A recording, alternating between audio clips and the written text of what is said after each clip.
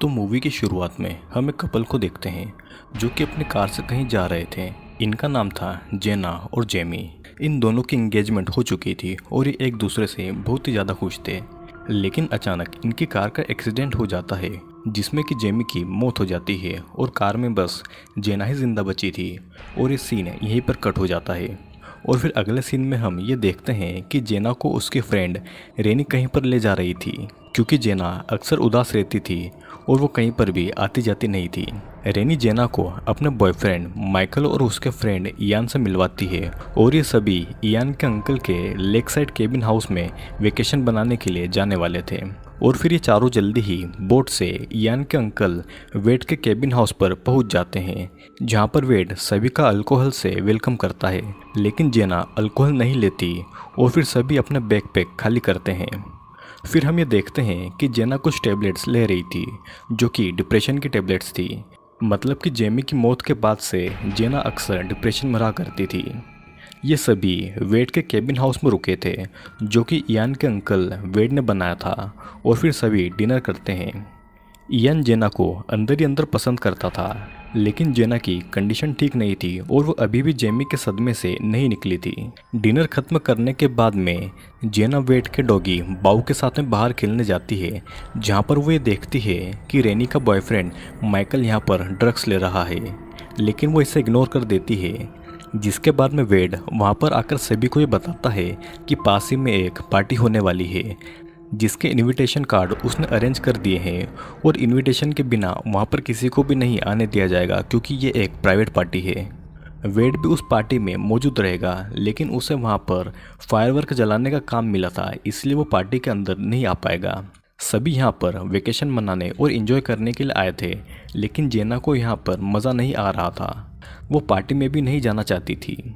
जिसके बाद में वेड पार्टी के लिए निकल चुका था और यहाँ पर सभी पार्टी में जाने से पहले ये डिसाइड करते हैं कि क्यों ना वेड के द्वारा बनाए हुए सोना बाथ यानी कि स्टीम बाथ को एंजॉय किया जाए। चारों लोग स्टीम बाथ लेने के लिए एक रूम में गए थे जिसे वेड ने बनाया था पूरा लकड़ी से।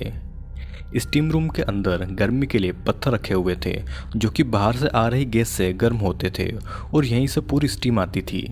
जेना अपने कमरे में थी और वो अभी भी अपने फियांसे को याद कर रही थी, जिसके बाद में वो चेंज करके स्टीम लेने के लिए आ चुकी थी।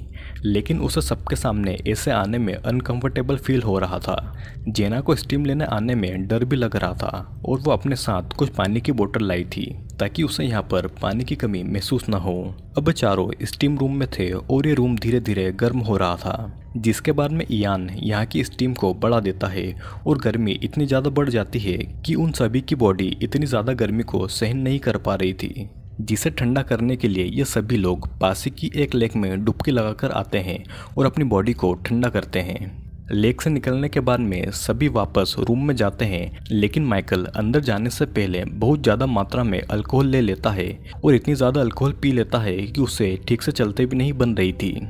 फिर हमें देखते हैं कि सभी लोग स्टीम बाथ को एंजॉय कर रहे थे।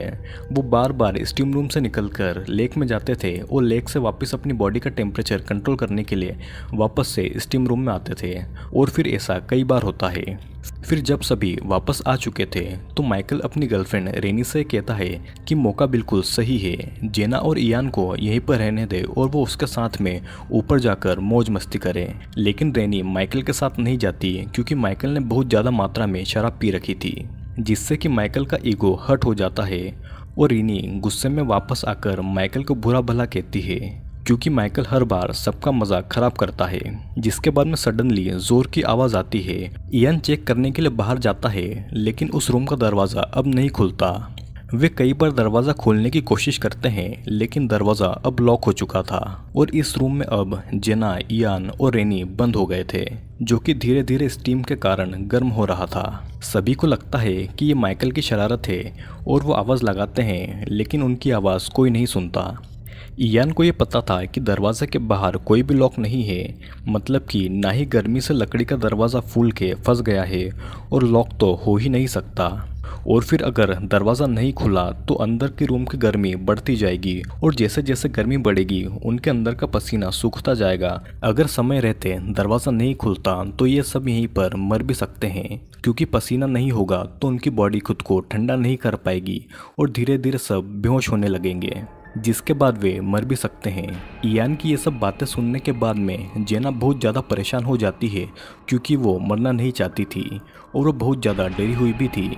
सभी ये देखते हैं कि यहाँ पर टेम्परेचर मेज़र करने वाला डिवाइस लगा है, लेकिन उसका कंट्रोलर अंदर नहीं बल्कि बाहर की साइड है और ये सभी बस टेम्परेचर को देख सकते हैं, उसे कम या फिर बढ़ा नहीं सकते।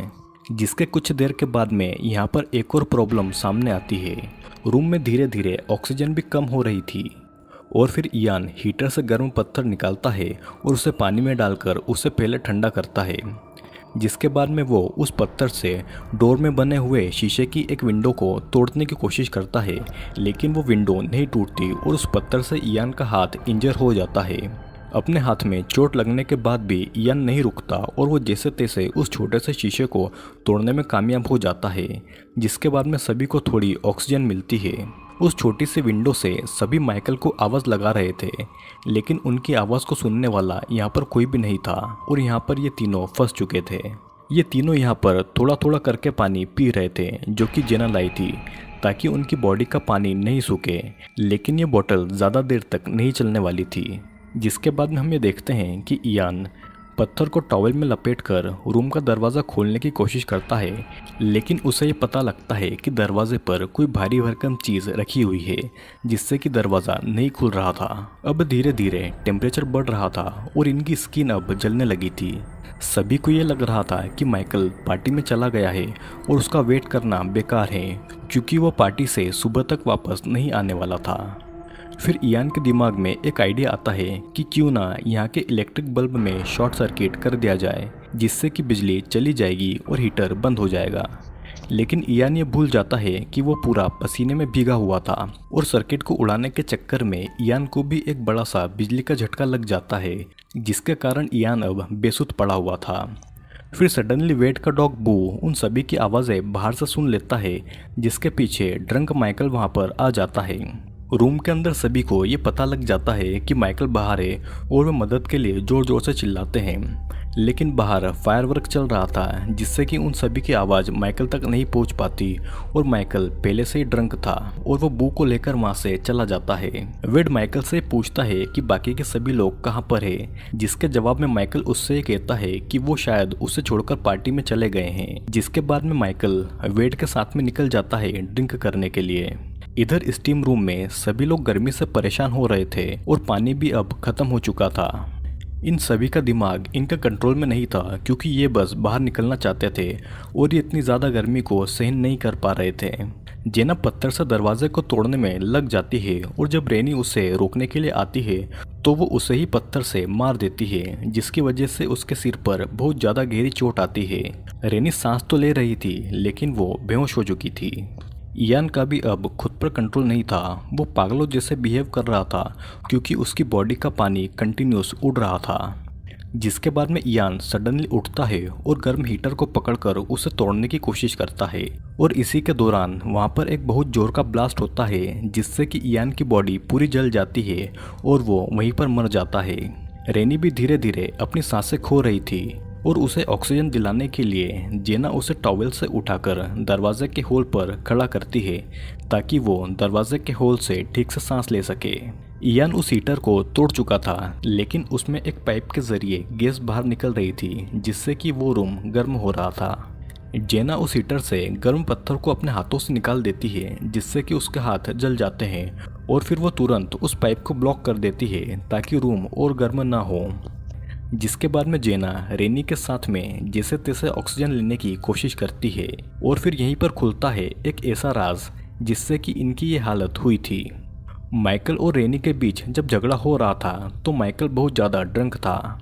माइकल स्टीम रूम से जाते वक्त एक छोटी सी लेडर को ऐसे ही पटक कर चला गया था और बस इसी लेडर ने रूम के दरवाजे को पूरी तरह से ब्लॉक कर दिया था और फिर अंदर फंसे हुए लोगों का गर्मी से बहुत ज़्यादा बुरा हाल हुआ। मूवी के लास्ट सीन में हम ये देखते हैं कि रेनी और जेना दोनों बच गए हैं, लेकिन इयान नहीं बच पाता। एम्बुलेंस इन सभी लोगों को हॉस्पिटल ले जा रही थी और माइकल बस अपनी लापरवाही पर आंसू बहा रहा था।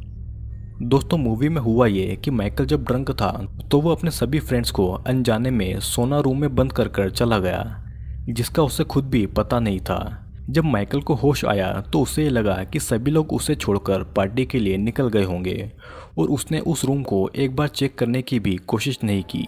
रेनी और जेना तो जैसे तैसे बच जाती है, लेकिन इयान नहीं बच पाता। तो दोस्तों, कैसी लगी आपको इस मूवी की स्टोरी कमेंट में ज़रूर बताइएगा, क्योंकि ये एक रियल इंसिडेंट पर बेस्ड है। वीडियो अगर पसंद आया हो तो लाइक करें और अगर चैनल पर नए हो तो सब्सक्राइब ज़रूर कर लीजिएगा।